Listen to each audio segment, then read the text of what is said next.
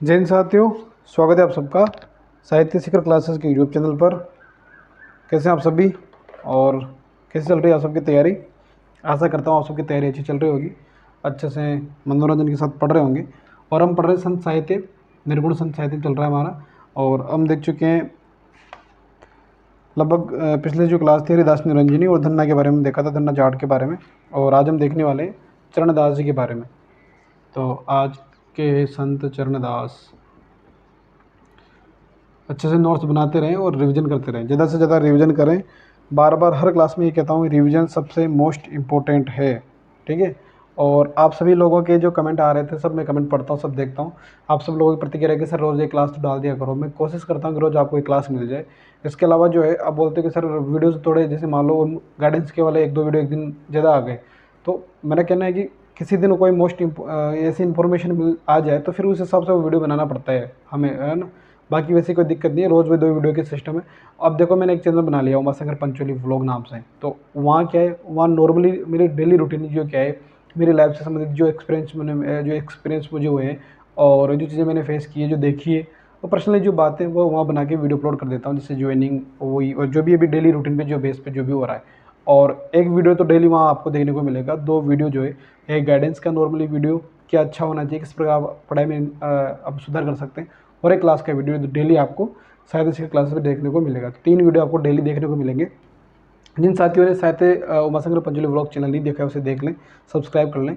वहाँ भी जो है आपको कुछ ना कुछ सीखने को मिलेगा इसे ही, ठीक है। चलिए शुरुआत करते हैं आज क्लास को। तो चरणदास जी के बारे में पढ़ेंगे। सबसे पहले बात करें इनके जन्म स्थान की। जन्म स्थान अलवर के डेहरा गांव में। जन्म स्थान कहाँ है? अलवर के डेहरा गांव। 1703 ईस्वी में इनका जन्म हुआ, अलवर के डेहरा गांव में 1703 ईस्वी में। बात करें कि इनका जो संप्रदाय है, चरणदास संप्रदाय के नाम से जाना जाता है। इनकी प्रधान पीठ जो है दिल्ली में है। इनका संप्रदाय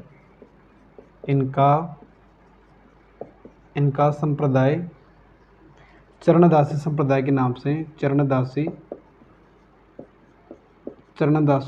संप्रदाय के नाम से जाना जाता है।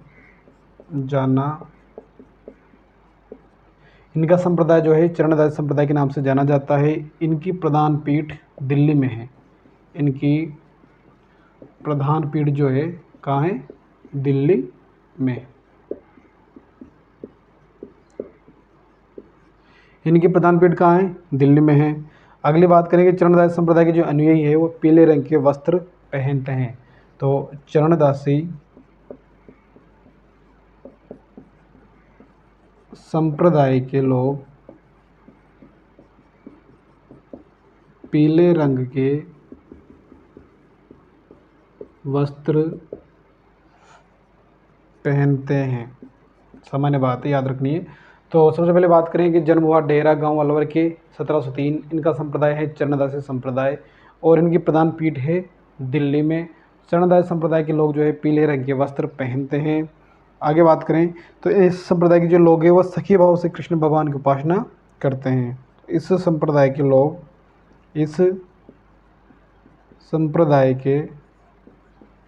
लोग किस भाव से? सखी भाव से, ठीक है। सखी भाव से श्री कृष्ण की उपासना करते हैं। इस संप्रदाय के लोग जो है सखी भाव से श्री कृष्ण की उपासना करते हैं। तो जन्म हुआ अलवर के डेहरा गांव में 1703 ईस्वी में। इनका संप्रदाय जो है चरणदास संप्रदाय के नाम से जाना जाता है। इसकी प्रधान पीठ है दिल्ली में। चरणदास संप्रदाय के लोग पीले रंग के वस्त्र पहनते हैं और इस संप्रदाय के लोग जो है सखी भाव से श्री कृष्ण की उपासना करते हैं। यहाँ तक लिख लेंगे।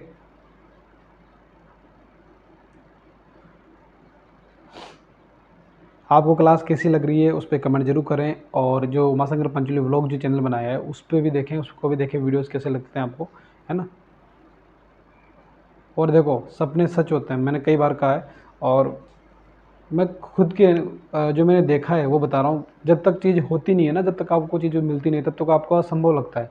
जब आपको मिल जाती है तब लगता है कि अरे यार, ऐसी कोई बड़ी बात थी नहीं। तो इसलिए हिम्मत रखें, विश्वास रखें, बहुत जल्द आपका भी वो समय आएगा जिस दिन आप कहेंगे कि यार मैंने कर दिखाया। तो चरणदासी अलवर के डेरा गांव में 1703 में, इनका संप्रदाय चरणदासी संप्रदाय के नाम से जाना जाता है। प्रधान पीठ दिल्ली में है। और चरणदासी संप्रदाय के लोग जो है पीले रंग के वस्त्र पहनते हैं। इस संप्रदाय के लोग सखी भाव से क्या करते हैं, श्री कृष्ण की उपासना करते हैं। ठीक है, चलते हैं अब आगे।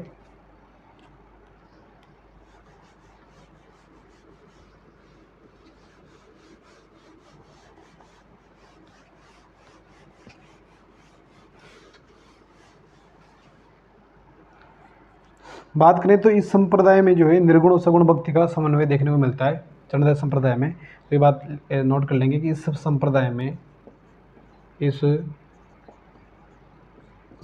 में सगुण और निर्गुण, सगुण और निर्गुण भक्ति का, सगुण और निर्गुण भक्ति का समन्वय देखने को मिलता है। इस संप्रदाय में सगुण और निर्गुण भक्ति का समन्वय देखने को मिलता है। किस संप्रदाय में? चरणदास संप्रदाय में। बात करें चरणदास जी का जो बचपन का नाम क्या था? बचपन का नाम रणजीत, बचपन का नाम था रणजीत। बात करें कि चरणदास जी की जो थी दो प्रमुख शिष्य हुई थी, दयाबाई और सहजबाई, दो बहुत प्रसिद्ध शिष्य थी। तो इनकी रचनाएं भी पूछी जाती है और ये भी पूछा जाता है कि इनकी प्रमुख शिष्य कौन थी। तो याद रखना है कि चरणदास जी की शिष्य दो थी, दयाबाई, सहजबाई। और दयाबाई की रचना जो थी दयाबोध, विनय, मालिका। तो दयाबोध तो आपको याद आ जाएगी, बस दयाबाई की रचना है दयाबोध, लेकिन विनय मालिका याद रखनी है। सहजबाई की सहज प्रकाश, सहजबाई की सहज प्रकाश याद रखनी है। जो चरणदास की दो प्रमुख शिष्यें थी, दो प्रमुख शिष्यें थी। ठीक है, एक तो थी दयाबाई, दूसरी थी सहजबाई।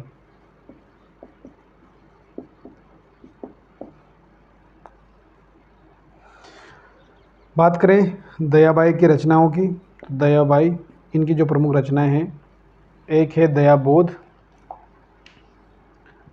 दयाबोध, और एक है विनय मालिका, दयाबोध और विनय मालिका। बात करें सहजबाई की,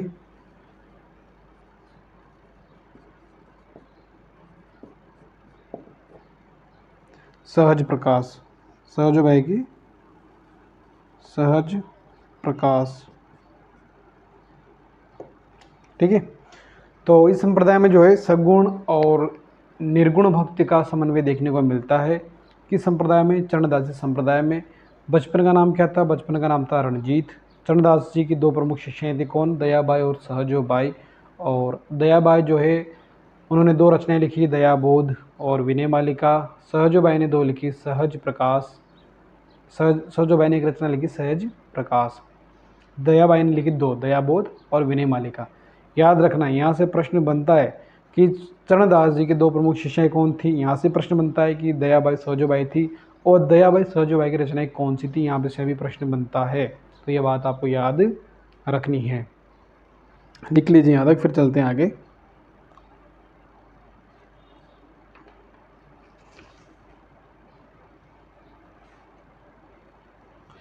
ठीक है, चले आगे।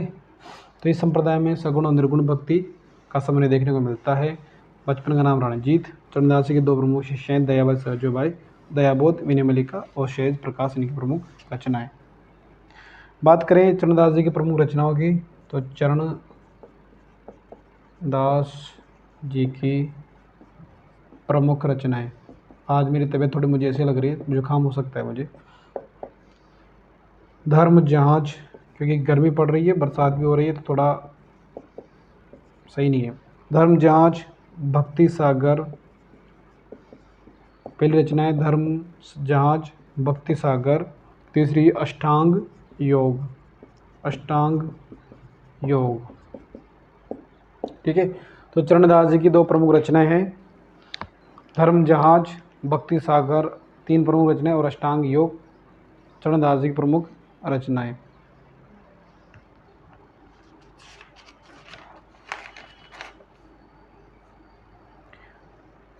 ठीक है, ये हमारे चरणदास जी हो गए कंप्लीट।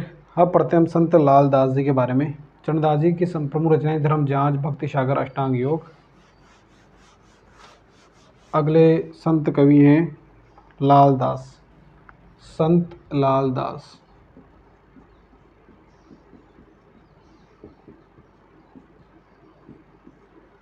संत लाल दास, तो इनका जन्म 1540। लाल दास जी का जन्म कब हुआ? 1540 ईस्वी।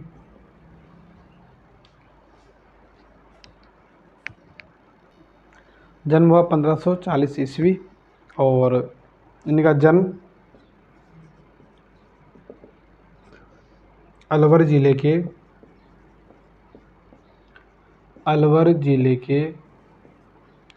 धौली धूप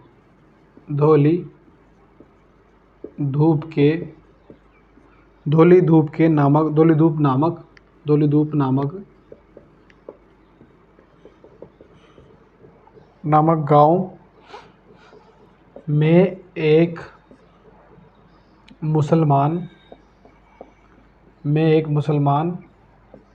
मेव, मुसलमान में भी कौन जाति? मेव परिवार में हुआ था। मेव परिवार में हुआ था। ठीक है, तो संत लालदास जी का जन्म जो अलवर जिले के धौलीधूप नामक गांव में एक मुसलमान मेव परिवार में हुआ था। बात करें, लालदास जी जो है लाल पंथ या लाल संप्रदाय के प्रवर्तक माने जाते हैं। ये लाल पंथ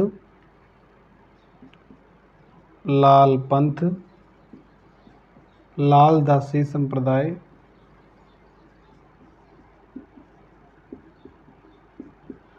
लालदासी संप्रदाय के प्रवर्तक माने गए हैं। के प्रवर्तक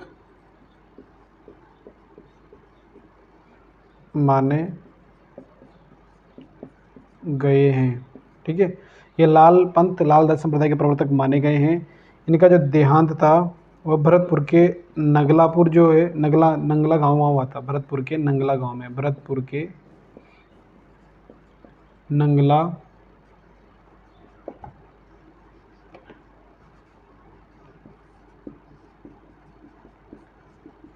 में हुआ था। ठीक है, भरतपुर के नंगला गांव में हुआ था। और बात करते हैं कि भरतपुर का जो नंगला गांव वही लालदासी संप्रदाय की प्रधान पीठ बनी हुई है। तो भरतपुर के नंगला गांव में लालदासी संप्रदाय की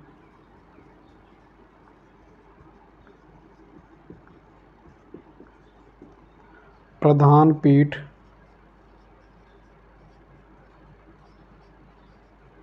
बनी हुई है। भरतपुर के नंगला गांव में जो है लालदासी संप्रदाय की प्रधान पीठ बनी हुई है। यहाँ तक लिख लेंगे। तो जन्म 1540 और जन्म हुआ अलवर जिले के धौलीधूप नामक गांव में एक मुसलमान मेव परिवार में हुआ था। ये लाल पंथ लालदासी संप्रदाय के प्रवर्तक माने गए हैं। देहांत जो हुआ था भरतपुर के नंगला गांव में हुआ था, और भरतपुर के नंगला गांव में लालदासी संप्रदाय की जो है प्रधान पीठ भी बनी हुई है।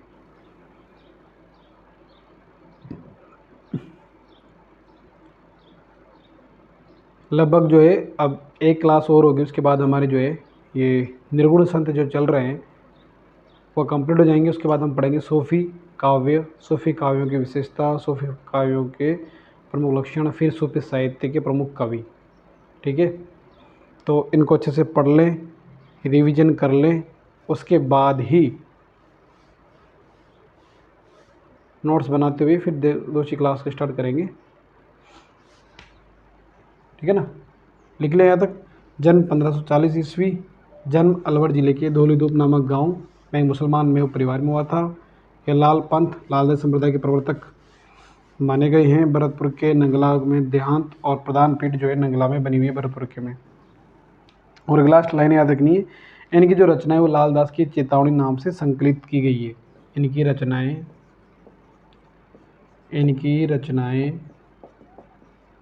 लालदास की चेतावनी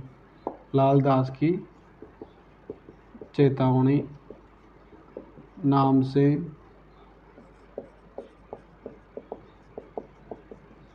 संकलित की गई है। ठीक है, तो इनकी रचनाएं लालदास की चेतावनी नाम से संकलित की गई है। ये हो गए हमारे लालदास जी संप्रदाय, मतलब लालदास जी, संत लालदास जी भी हमारे कंप्लीट हो गए। और एक दो और भी छोटे संत हैं, एक दो लाइनें उनके बारे में पढ़ लेते हैं। संत लालदास जी, तो संत चरणदास जी भी हो गए, संत लालदास जी हो गए। अब पढ़ेंगे संत पीपा के बारे में। संत पीपा जी, संत पीपा। बात करें जन्म की तो 1425, याद रखना है, जन्म 1425 ईस्वी। प्रश्न कहीं से भी आया आपका गलत नहीं होना चाहिए, भले अपनी डीपली पढ़ ले, क्योंकि भाई आपके पास समय है। इसलिए आप यह नहीं सोचना है आपको सर इतना गहराई से क्यों पढ़ाना है, क्योंकि आपको इस बार सिलेक्शन लेना है। इसलिए कहीं भी कुछ विशेष नहीं रहना चाहिए। जाति राजपूत थी। वास्तविक नाम की बात करें तो संत पिप्पा का जो वास्तविक नाम था वह था प्रताप सिंह। ठीक है, प्रताप सिंह। प्रताप सिंह यह जो है खींची राजवंश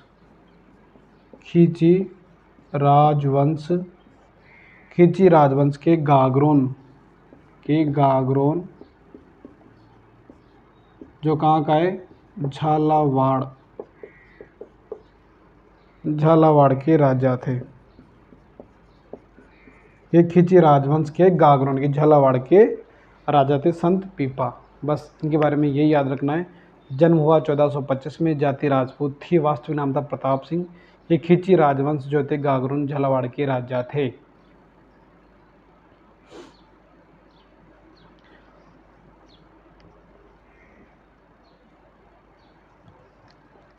ठीक है, 1425 राजपूत प्रताप सिंह, खींची राजवंश गागरोन झालावाड़ के राजा संत पीपा।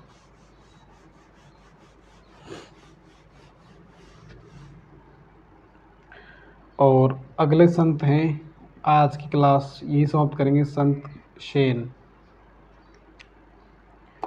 संत सेन तो जन्म